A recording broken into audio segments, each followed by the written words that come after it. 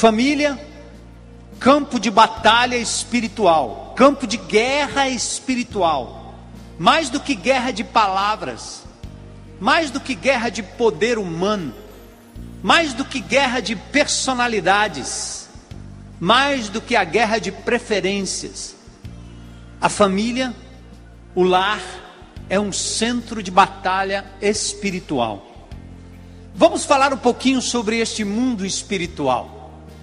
A crença popular admite hoje, até chamado de folclore cultural, que você creia em entidades, espíritos, há também os que creem em anjos, há os que admitem que pessoas são incorporadas, possessas por um tipo de espírito que se manifesta, como acontece às vezes em alguns locais de culto chamado afro-brasileiros ou afro-brasileiros.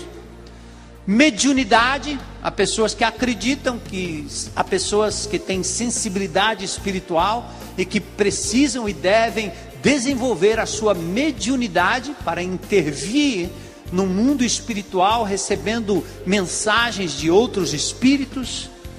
Fala-se em transe, encostos, fala-se em psicografia, escrever coisas que alguém que já faleceu transmite. E hoje nós temos na nossa cidade peças teatrais subsidiadas pelo governo, por empresas, e o teatro transcendental mostra um pouco dessa faceta em que o ser humano, a despeito de tecnológico, a despeito de ser pós-moderno, a despeito de ser tão avançado, ele abre um pouco da sua guarda para acreditar na possibilidade de influências espirituais na sua vida. Talvez poucos de vocês sabem, mas eu já tive a oportunidade de conversar com alguns gurus espirituais, que tem nos artistas, por exemplo, de televisão e alguns jogadores, isso é muito comum, verdadeiros líderes espirituais que invocam espíritos a fim de que eles sejam bem-sucedidos naquilo que fazem. A consulta é constante. Isso então é admitido claramente, sem nenhum questionamento sobre a origem e nenhuma compreensão real sobre o meio. Mas as pessoas admitem psicografia, orixás, afroanimismo, supondo atividade extracorpórea, fora do corpo, exorcismo, crença e realidade vão se misturando com a comprovação dos fatos, porque o que se diz existir, às vezes de fato se manifesta. Então se manifesta a ponto do indivíduo dizer, puxa, eu quero, uns têm medo, eu não quero nada com isso, mas ele aceita que isso exista. Outros procuram uma manifestação dessa através das religiões afro que estão aí oferecendo, e também aqueles da linha mais intelectual, que buscam na espiritualidade algum tipo de relação com espíritos. Mas a realidade bíblica qual é? E antes que você rejeite qualquer tipo de afirmativa da nossa parte enquanto evangélicos, eu gostaria que você abrisse para mais uma possibilidade de fazer uma releitura de tudo isso que acontece à luz daquilo que Jesus diz. Não acerca do que as pessoas, os gurus dizem, mas acerca do que a Bíblia diz. O mundo espiritual é descrito na Bíblia como sendo uma atividade real, uma atividade de espíritos maus, que na Bíblia são chamados de anjos decaídos, espírito de demônios. É assim que a Bíblia descreve, é assim que Jesus articula essa atividade espiritual. E são entes que militam contra os planos de Deus, enquanto existem seres angelicais que militam a favor de Deus. São ministros de Deus. Então, a exemplo do que fizeram com Jesus, a exemplo do que fizeram com Paulo, a exemplo do que fizeram com os cristãos ao longo dos séculos, essas entidades ainda atuam nos dias de hoje. E há uma premissa básica que eu quero, antes de ouvir um testemunho aqui hoje à noite, lhes dizer com clareza: nenhuma dessas manifestações subsistem, tem força, tem poder, são capazes de permanecer quando o nome de Jesus é invocado. Vou falar de novo. Nenhuma dessas entidades, eu sou filho de pais espíritas, frequentei durante anos, conheço não por ouvir falar.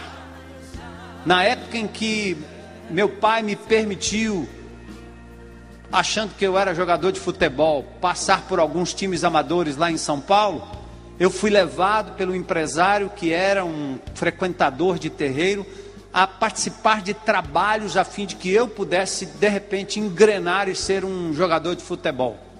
Então eu não estou falando daquilo que eu ouvi falar, mas daquilo que eu vi e experimentei pessoalmente, até o dia em que Jesus entrou na minha vida para valer. E eu volto a repetir: em nenhuma instância, seja de um terreiro, seja de um centro, seja de uma casa, seja de um lugar, seja de uma circunstância, em nenhuma instância em que um espírito, seja ele do bem ou do mal, pareça ele com o bem ou pareça ele ser do mal, não importa, nenhum espírito subsiste, aguenta quando o nome de Jesus é proclamado. Sabe por quê? Amém. E para você, esses aplausos não são para mim, é para a verdade que está sendo dita. Porque nós reconhecemos que o nome de Jesus, ele tem um nome acima de todo nome. Só isso. Por isso o apóstolo Paulo, por isso os discípulos de Jesus, lá no início da igreja, eles saíam por aí, quando viam pessoas atormentadas pelo Espírito, eles diziam: em nome de Jesus, sai. E eles saíam na hora. Mas o nome de Jesus também não é uma espécie de abracadabra, não é um sim-salabim, não é uma frase mágica. É preciso que você tenha uma real intimidade, um conhecimento desse Cristo. É preciso que você pessoalmente tenha um dia feito uma decisão de pertencer, de seguir, de andar com Jesus, após Jesus. Porque aí você fala com autoridade que os demônios, os espíritos, sejam eles quem forem, eles reconhecem. É tanto que em Atos capítulo 19, quando um grupo de filhos de sacerdote viram o apóstolo Paulo expulsando essas entidades, anulando o trabalho dessas entidades, eles disseram: oba, vamos ganhar dinheiro com isso, porque eu ouvi ele falar o nome de Jesus e os cabras saíram correndo. Então eles saíram. Quando viram alguém em apuros, eles disseram: opa, em nome de Jesus, a quem Paulo prega. Porque eles mesmos não tinham convicções. Era a mesma coisa que dizer assim: em nome do Jesus que aquele Paulo lá acredita. E aí quando eles tentaram fazer isso, os espíritos deram uma surra tão grande neles. Porque a identidade dos próprios espíritos falaram na hora, dizendo: eu sei quem Paulo é, eu sei quem Jesus é, mas vocês eu não reconheço. E aí toma peia, apanharam demais. Porque quando você invoca esse nome para dentro da sua casa, para dentro do seu lar, para as relações dos seus filhos, para as relações da sua esposa ou com sua esposa, seu cônjuge, você tem que crer nele de verdade. Não é crer na igreja batista, não é crer no pastor Armando, não é crer na igreja A, B, C e D, é crer em Cristo Jesus como Senhor e Salvador. Fim de conversa. Então isso é para esclarecer. Socorro, vem cá. Vamos ouvir um testemunho da Socorro, que eu conheço há alguns anos. E de novo, com todo respeito a qualquer pessoa que nos ouve, ou que está na internet, ou aqui, que porventura esteja familiarizada com esse tipo de atividade espiritual, nós lhe respeitamos. E só estamos pedindo que você ouça. E que o Espírito de Deus lhe dê hoje a oportunidade de ouvir, de verdade, em nome de Jesus, o testemunho desta mulher. E depois nós vamos continuar com a explanação da palavra de Deus. Saúde a amada igreja com a paz e a graça do nosso Senhor e Salvador Jesus Cristo, amém? Como a igreja costuma se apresentar, oi, eu sou Socorro, discípula de Jesus Cristo, mãe de um filho, Daniel Fabrício, há 23 anos servindo a esse Deus Todo-Poderoso.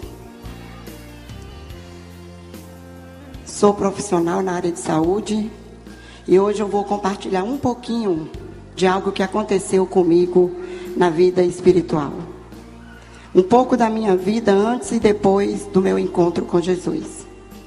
Tudo começou no dia 19 de novembro de 1981, quando no dia do meu aniversário, junto com familiares e amigos, fiquei possessa por espíritos violentos a ponto de terem que me amarrarem. Logo chamaram um pai de santo que morava próximo ali e disse que eu era média e teria que desenvolver a minha mediunidade lá no seu terreiro de Umbanda. Fui levada ao baixo espiritismo por minha irmã e ali começou uma jornada de muita luta e de muita turbulência espiritual. Tornei-me frequentadora do centro de espírita e do terreiro de Umbanda por mais de 6 anos. Experimentei todo tipo de possessão, bebida, sangue de animais vivos, nos rituais macabros, até que um dia, saindo de casa toda vestida com roupas de Umbanda, me senti tão perdida que disse a mim mesma: vou sair disso porque isso não é coisa de Deus. Quando comuniquei que iria sair, começou logo uma grande dor de cabeça e lá no terreiro o pai de santo mandou que alguém fosse me chamar, a pedido do Zé Pelinter. Fui e disse para o rapaz que veio me chamar que eu não pisaria mais ali.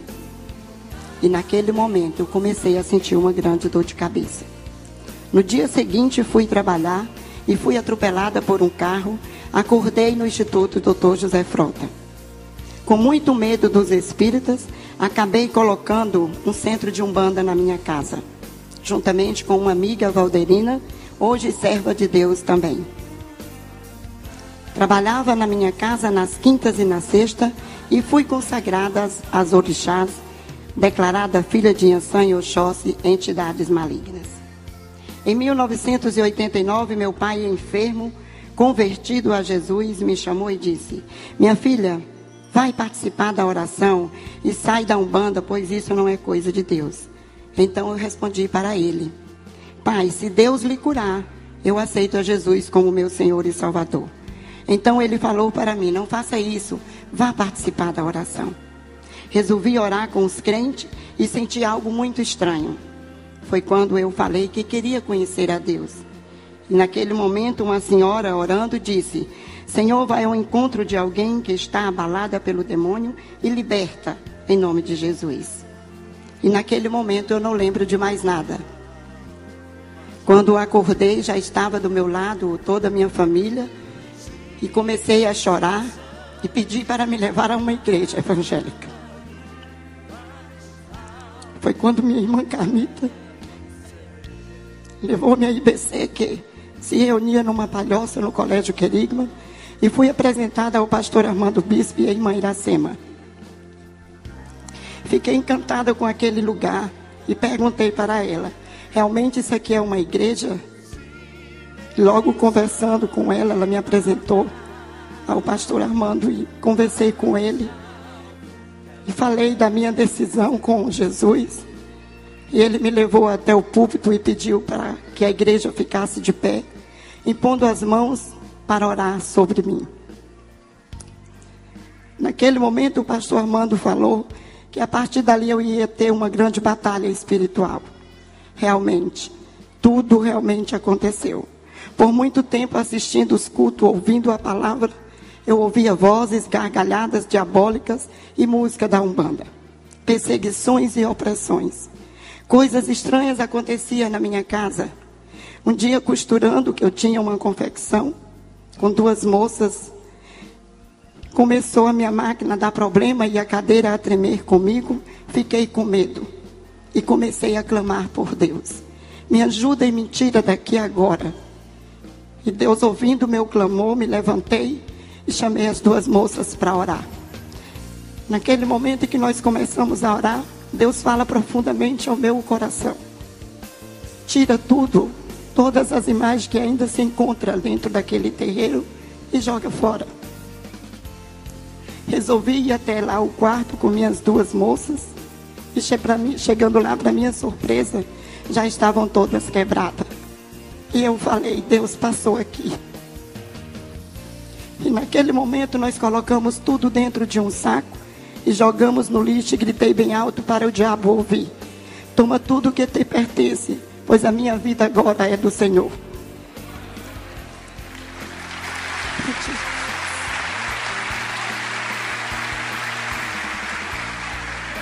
Hoje eu louvo e agradeço a Deus pela vida da minha irmã Carmita e do meu irmão Eduardo, que foram os primeiros a falarem de Jesus para mim. Me lembro dizendo para eles que ficassem com as religiões deles e me deixassem em paz com a minha. E fiquei surpresa com a Bíblia que minha irmã me deu de presente. E a partir daquele momento, foi que eu comecei a ler, depois da minha convenção, e entender o propósito de Deus na minha vida. Essa Bíblia, ainda hoje tenho ela guardada, e me lembro perfeitamente de tudo que aconteceu comigo. Lembro também do propósito de Deus na minha vida, na vida da minha família, porque eu tenho a certeza do Deus Todo-Poderoso que eu sirvo, que jamais, não me abandona, que está comigo a todos os momentos da minha vida. A igreja, eu agradeço, os cuidados da igreja de Jesus me ajudaram a vencer muitas batalhas contra o inimigo de Deus. Por isso, hoje eu posso dizer que eu e minha casa serviremos ao Senhor. Eu agradeço aos irmãos.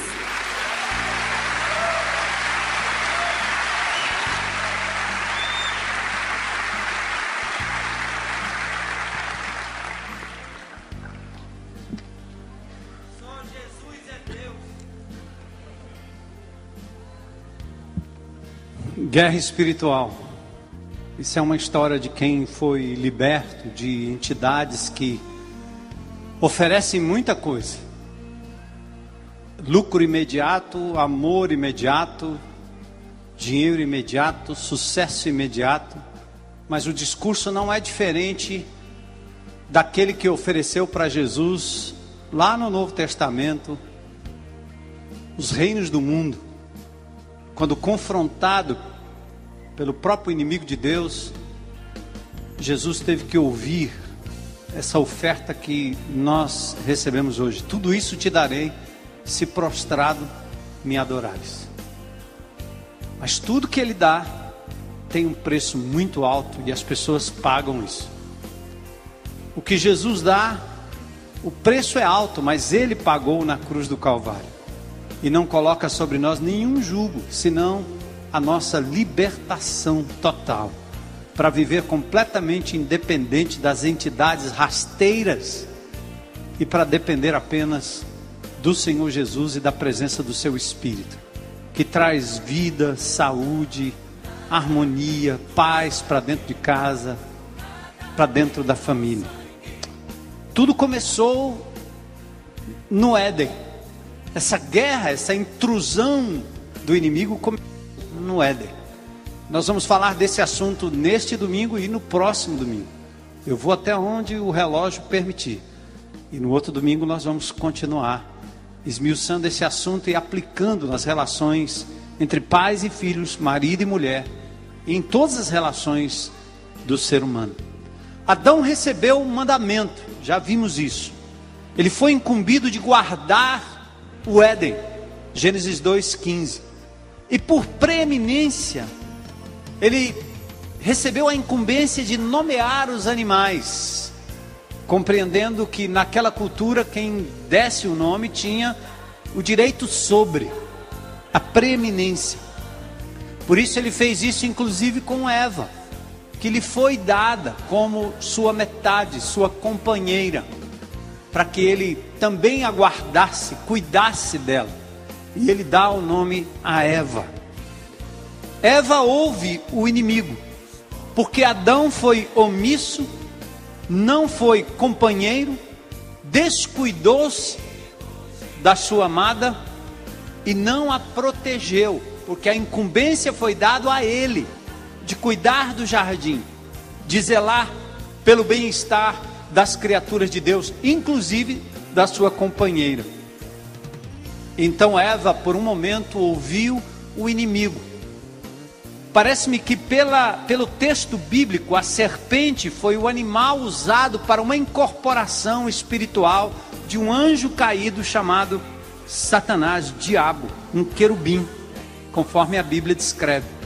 Há um diálogo aqui que você pode achar uma loucura, mas não é difícil você frequentar qualquer reunião do baixo espiritismo e ver animais se manifestando, sendo possuídos por outros espíritos.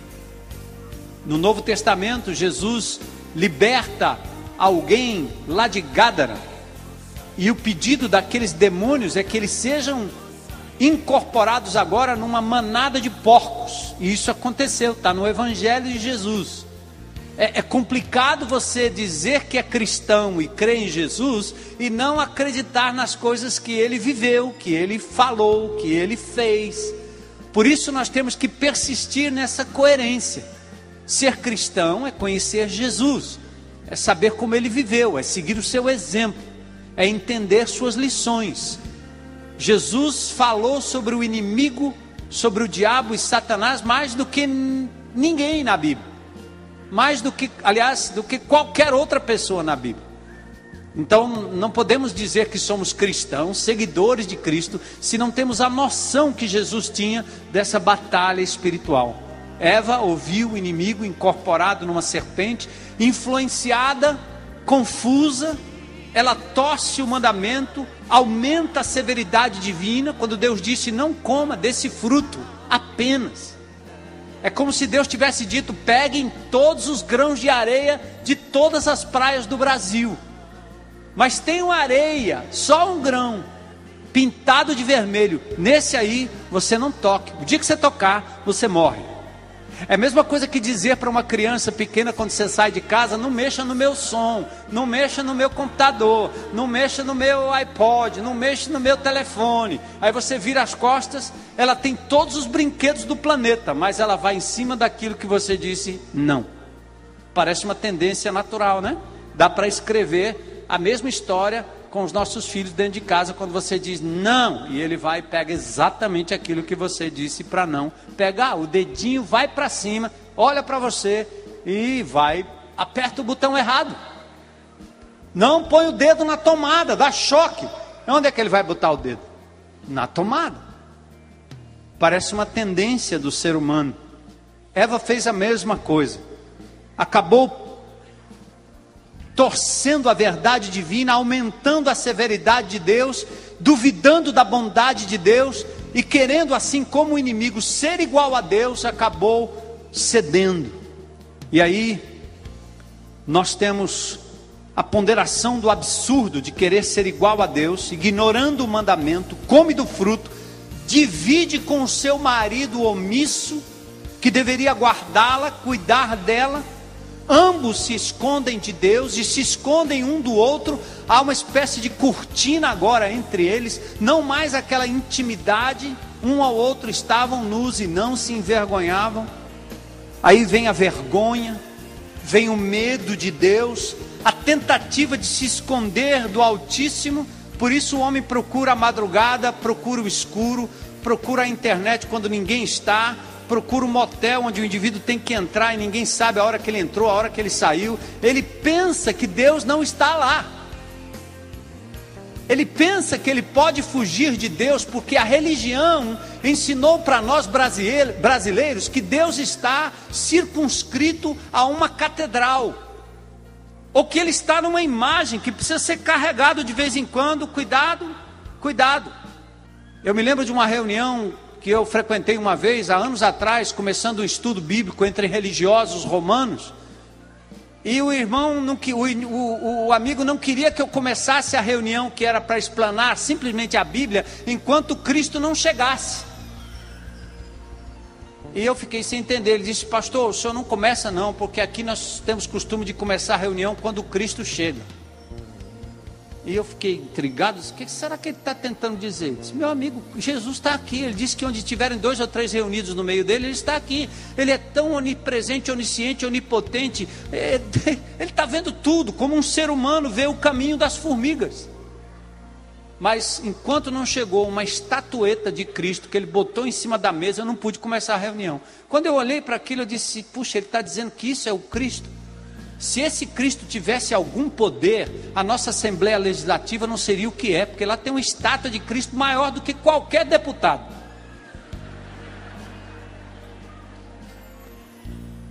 Qual o poder? O Salmo 115 diz: tem olhos e não veem, tem ouvidos e não ouvem, tem mãos e não apalpam, tem boca e não falam. E as pessoas ainda se rendem, ainda se inclinam diante daquilo e pedem graças, porque a igreja ensina isso, de que Deus está ausente. Por isso o homem ainda continua pregando a mesma peça, ou tentando pregar essa peça nele mesmo, de dizer: eu posso me esconder de Deus, eu apago Deus da história, apago Deus da ciência, apago Deus dos meus negócios, apago Deus dos meus relacionamentos, e eu vou viver como eu quero, como se Deus não existisse, como se Deus não intervisse, como se Deus não pudesse de verdade punir, disciplinar e exigir uma vida de santidade. Há consequências. Assim fez a mulher.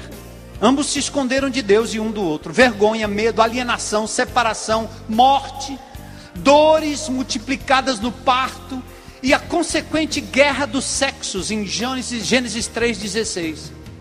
O teu desejo, mulher, agora vai ser contra o teu marido e ele vai te dominar. Não era para ser assim. Não precisava haver uma guerra por poder. Mas é o que nós assistimos todo o tempo: guerra dos sexos, guerra por domínio, a submissão, a insubmissão, a autoridade, o déspota, a déspota. E aí nós vamos arruinando a raça humana, dividindo casais e famílias, deixando os filhos confusos, porque a guerra foi estabelecida lá em Gênesis 3,16 por conta exatamente do erro. O livre-arbítrio, que ignora o mandamento e a liderança e a sedução do inimigo, sempre vão acabar em maldição e morte. Portanto, queridos, preste atenção: negar a existência das forças que emanam de entidades espirituais é um suicídio intelectual, espiritual. Porque a guerra existe, está estabelecida, ela atua dentro da sua casa, essas forças atuam dentro da nossa casa, elas invadem a nossa vida, elas ensinam nossas crianças, elas tomam a mente, os desejos, elas dão forma ao comportamento dos nossos filhos, e nós vamos nos afastando uns dos outros, e nos separando, e brigando, e tendo contendas, e iras, e acessos, e preferências malucas, que muitas vezes lá no fundo a gente está dizendo: não era bem isso que eu queria, mas agora eu já destruí, agora eu já acabei, agora eu já deturpei tudo, agora eu já abandonei, agora eu já traí, agora eu já abandonei, já deixei de lado. Forças espirituais. Negar a ação do diabo e seus demônios seria o mesmo que chamar Jesus de impostor e relegar o cristianismo a um moralismo utópico ou simplesmente uma pregação positivista. Em Efésios 6, de 11 a 12, Paulo adverte: revesti-vos de toda a armadura de Deus, para poderdes ficar firmes contra as ciladas do diabo, que é um anjo, um ser espiritual que atua. Porque a nossa luta, diz Paulo, não é contra o quê? Carne e sangue, o sangue e carne. O que ele quer dizer com isso? A sua guerra nem sempre é contra o seu patrão, contra o seu amigo de trabalho. Sua guerra nem sempre é contra o teu marido, contra a tua mulher, contra o teu filho, contra o teu pai, contra o teu vizinho. A sua luta não está simplesmente no ângulo humano. Paulo está dizendo: a sua luta tem seres espirituais por trás, ela é espiritual. Por isso você tem que se conectar com aquele que tem um nome acima de todo nome, a fim de que você possa ter vitória em batalhas que você diz: eu não entendo porque ele não muda, eu não entendo porque ela não muda, eu não entendo porque ele persiste em fazer isso, eu não entendo porque meu filho se entregou a isso, minha filha se entregou àquilo. E você não entende porque você não tem a dimensão da batalha espiritual que paira sobre a vida das pessoas nesse planeta. Experimenta, faça um teste. Se você é cético, faça um teste. Invoque o nome de Jesus. Peça para o Senhor te libertar de vez. Libertar a tua casa, a tua família, o teu negócio, os teus relacionamentos. E você verá a libertação que vem em nome de Jesus. Experimente. Glória a Deus.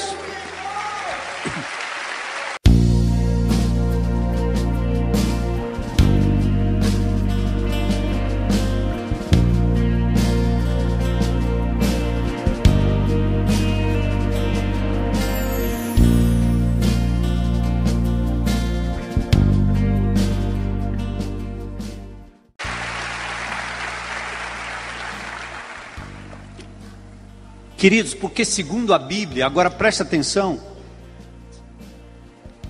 Deus determinou na sua criação que seres angelicais, espirituais, estejam ligados às estruturas de autoridade, nos países, no governo, nas instituições, igrejas, famílias, indivíduos. Por exemplo, quais são as esferas da administração divina da sua criação? Primeiro, do bem. Os anjos são mensageiros e ministros a serviço do povo de Deus. Nada a ver com aqueles milhares de anjos no livro da Mônica Bonfiglio, que tem anjo para tudo quanto é canto, tudo quanto é nome diferente. Cada dia do ano tem um anjo diferente. Estou falando desses que aparecem na Bíblia. Eu estou falando da Bíblia. Hebreus 1,14 diz: não são todos eles espíritos ministradores, enviados para serviço a favor dos que hão de herdar a salvação? Está aí, ó. Os anjos são seres, espíritos ministradores, enviados para servir aqueles que hão de herdar a salvação. Você não tem ideia, você não pode ver. Eles poderiam até incorporar, mas a razão que Deus não permite que eles apareçam é porque nós temos a tendência de adorar a criatura ao invés do Criador. Se nós pudéssemos ver essas manifestações da forma que Deus apresenta na sua palavra, nós seríamos angelólatras, nós iríamos adorar os anjos. Mas o Senhor diz que eles existem para ministrar em teu favor. Muitas dos livramentos na sua vida é porque Deus providenciou seus ministros para lhe livrar com uma palavra de ordem. Vai lá e livra. Lembra da época que você não tinha Jesus? Quanto livramento? Como Deus te preservou mesmo assim? Quantas loucuras eu já fiz na minha vida, quantos perigos de morte, perigos de vida, e o Senhor me preservou, mesmo eu sendo alheio a Ele. Deus parece que foi me guardando ao longo da história, para que um dia eu pudesse abrir os meus olhos e conhecê-lo. Ele faz assim com você também. Ele serve. Os anjos servem. Satanás sabia que Jesus tinha anjo ao seu dispor. Em Mateus 4,6 ele diz: mas aos teus anjos dará ordem a teu respeito para que te guardem, não é? Eles te sustentarão nas suas mãos. Então Satanás dizia: pula, vai. Deus não tem anjos que vão te amparar? Ele sabia, porque ele é um anjo, querubim, do mais alto grau, da maior hierarquia, da mais alta hierarquia angelical. E ele disse: Jesus, pula daí. Você não é o bom? Você não é o filho de Deus? Pule, para ver se Deus não vai te sustentar. E Jesus disse: você não vai, ao Senhor teu Deus não tentarás. Não é para tentar o Senhor, não preciso disso. Eu não preciso provar quem eu sou fazendo esse tipo de coisa. O diabo queria exatamente isso, que Jesus deixasse o seu caminho normal de sofrimento, de ir à cruz, de pagar o preço, de demonstrar amor por mim, por você, para pegar um desvio, transformando pedras em pães quando ele estava com fome, saciar uma necessidade legítima de forma ilegítima. Saciar sexo fora do relacionamento legítimo de amor, de compromisso no casamento, é saciar uma necessidade legítima de forma ilegítima. Querer comer a custas de roubo é satisfazer a sua fome legítima de forma ilegítima. Transformar pedras em pães seria a mesma coisa. O diabo faz isso com você. Você não está querendo, você não está precisando, você não está afim, você não está com vontade. Pega, come, leva, usa, abusa, abandona, troca. Ninguém vai saber, ninguém vai ficar sabendo. Deixa a tua família, deixa a tua casa. A grama lá é melhor, é mais verde. A mulher do outro é melhor. E assim nós vamos continuando ouvindo a voz do inimigo, como Eva ouviu lá dentro, lá no Éden. Os anjos do bem fecham a boca de leões, trazem o recado de Deus. Miguel é guardião de Israel, conduzem mortos à presença de Deus. Na disputa entre Miguel e Satanás, um anjo, aliás, um arcanjo e um querubim, lá em Judas, versículos 8 e 9, ao contenderem acerca do corpo de Moisés, matéria difícil, Miguel não ousou desrespeitar a autoridade hierárquica do diabo, mas ele disse: o Senhor te repreenda.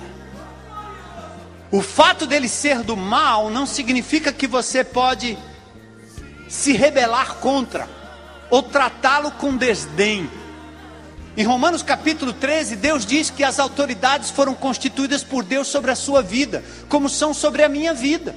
Eu tenho que obedecer o policial na rua, quer ele seja bom, quer ele não seja. Eu tenho que obedecer o governo, quer ele seja bom, quer ele seja mau. Eu tenho que obedecer os meus pais enquanto eu sou jovem dentro da minha casa, quer ele seja bom, quer ele seja mau, ou eles sejam bons ou maus, porque a autoridade foi constituída por Deus. Não se rebele contra ela, porque existe uma transação angelical e espiritual em jogo. Por isso os anjos sabem muito bem seu lugar. E os do mal? Deus permite a ação do diabo e seus anjos nas áreas em que a vontade e o pecado humano permitem, ou por explícita permissão, como no caso de Jó. Lembram Jó? Ele permite a ação maléfica sobre indivíduos, permite anjos caídos dominando sobre nações idólatras, príncipe da Pérsia, da Grécia, de Tiro, príncipe da potestade do ar, Efésios 2:2, príncipe deste mundo, e aí vai. Então preste atenção. Existem esferas de atuação de seres angelicais sobre as nações, sobre as igrejas, sobre indivíduos e sobre a tua família. Sobre as nações, alguns exemplos. Isaías 14:12, tu que debilitavas as nações, segurou o dragão, a antiga serpente que é o diabo, para que não mais enganasse as nações. Apocalipse 23. Igrejas, aos anjos das 7 igrejas do Apocalipse. Mateus 16:18, as portas do inferno não prevalecerão contra ela. Quando você perdoa alguém na comunidade, Satanás não leva vantagem. E preste atenção aqui, agora um parênteses aos crentes de plantão. Quando um membro do corpo de Cristo, comunidade que se manifesta não no templo, como verbalizam algumas dessas novas igrejas, que se chamam orgânica, inorgânica, desorgânica. Essa história de que os indivíduos agora vivem em PGs e que não tem endereço, não tem nada. Eles só trocam um nome, porque em algum lugar eles se reúnem, em algum endereço eles têm que estar. Não querem ser chamados de pastores de um lado e depois são chamados de pastor do outro, com o título onde é conveniente. Incoerência pura. Respeite a igreja de Jesus, quer ela se reúna num templo, quer ela se reúna na tenda, quer ela se reúna em casa, quer ela se reúna debaixo de um cajueiro. É a igreja do Senhor Jesus Cristo. Respeite. E saiba que qualquer crente em Cristo Jesus que fique para fora da comunhão do corpo de Cristo, seja no PG ou na grande congregação, a Bíblia diz, ele está entregue a Satanás para a destruição do corpo. É estar descoberto. E Deus usa o inimigo como uma espécie de chicote para lhe disciplinar. Não faça isso, não fique de fora. Se você está decepcionado com a igreja, ore ao Senhor da igreja, para que Ele transforme a igreja, renove a igreja, e entenda que a igreja é feita de pessoas imperfeitas, porque no dia em que um perfeito entrar na igreja, não será mais igreja. Não existe isso. Então ore ao Senhor, e perceba que em tudo isso há uma influência espiritual sobre as igrejas, sobre os indivíduos. Lembra de Pedro? Pedro, o apóstolo, a pedra. Pedro, o grande fundador da igreja. Tu és Pedro. Sobre esta declaração que fizeste, ou sobre tu, Pedro, edificarei a minha igreja, e as portas do inferno não prevalecerão. Pedro em seguida diz, Jesus, se você for morrer, eu não vou deixar. Não, isso não. Jesus disse o quê? Para trás de mim, Satanás. Porque o próprio Pedro, que é chamado o primeiro Papa, pasme, ele foi influenciado por um pensamento diabólico, a ponto de Jesus dizer para ele, o que você está pensando aí é cogitação do diabo. Você deu lugar ao diabo, Pedro. Você está pensando no seu próprio proveito, você está pensando na coisa política, você está a fim de estabelecer um Estado do Vaticano. Acho que é isso que você quer. Eu não vim aqui para isso. Eu vim aqui para morrer na cruz do Calvário, viver a simplicidade do povo de Deus, pregar o amor e a salvação em Cristo Jesus, e marchar contra as hostes do inferno. Eu não vim aqui para estabelecer nenhum Estado, nenhum império, quer evangélico, quer católico, quer espírita. Jesus diz, para trás de mim. Isso é cogitação humana, Pedro. Mas vocês percebem a influência do inimigo de Deus, de um espírito sobre o próprio Pedro? Não para possuí-lo, mas para influenciar a sua mente. Como eu não sei se vocês sabem, né? A revistinha da Mônica é uma revistinha tão bonitinha, não é? Mônica pequenininha, blá blá blá, aquelas conversinhas. Hoje tem a Mônica Jovem. E se você ler um pouquinho daquela revistinha, meu amigo, é espírito para todo canto. Os desenhos da televisão ensinam as nossas crianças sobre possessão, sobre como lidar com o espírito das trevas, todo o tempo. Essa é a linguagem. Os garotos estão só agora... o espírito, o espírito, o espírito, o espírito. Aí você vê um menino desse tamanho, completamente possesso de raiva contra os seus pais, porque eles negaram um presente, um brinquedo, alguma coisa. Porque é a isso que nós estamos expostos. Você abre a TV e é o que tem, é o negócio que incorpora, é o outro que veio, é o outro que era da outra encarnação, é o outro que vem depois, é o outro que faz um trabalho, é o outro que faz uma mandinga, e aí vai, é só o que tem. Sabe por quê? A nossa sociedade relativizou isso, está chamando o inimigo de amigo, de coisa familiar, virou folclore. Você nem pode falar contra, porque senão você vai ser preso. Ao denunciar a existência do inimigo que oprime as pessoas, que desvia as pessoas, que não ensina o que é bom, senão o que é mal, o que é violento, o que é terrível. Povo de Deus, preste atenção. O campo de batalha espiritual é a nossa própria casa. E as famílias são atingidas também. Como Ananias e Safira. Família unida na subversão que permitiu a influência de Satanás. Crentes, mas com o coração cheio das ideias e astúcias das trevas. E eu vou exemplificar aqui, para a gente terminar, num texto de Corinto, capítulo 7, versículo 5. Presta atenção o que o apóstolo Paulo diz. Ouçam, só para exemplificar. Como eu disse, nós vamos continuar semana que vem e ver essa coisa da relação entre marido e mulher, homem, marido e mulher, pais e filhos, e essa questão da relação de autoridade. 1 Coríntios capítulo 7, verso 5, Paulo diz assim: você, marido e mulher, vocês devem ter relação uns com os outros, relação íntima, marido e mulher, cônjuge.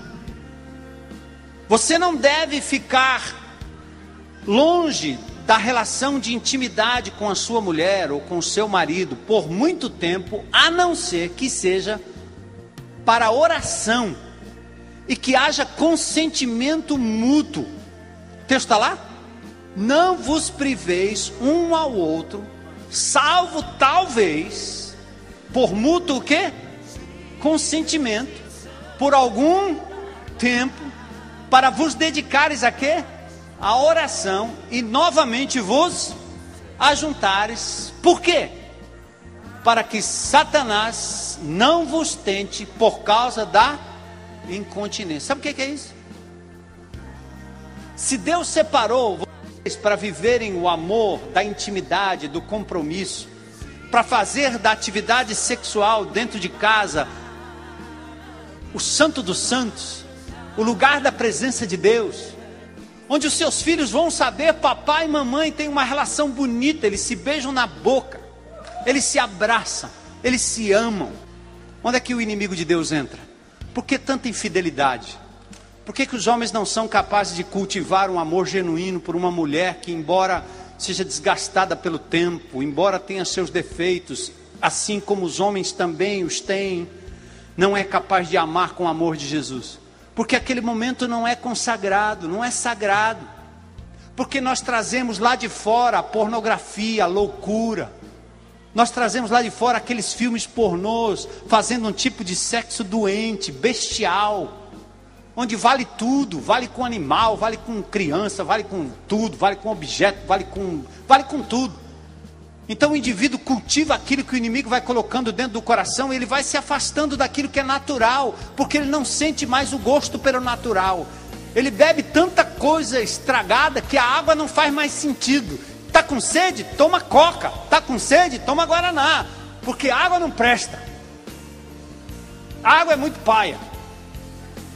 A água não dá aquele negócio. A água não desentope.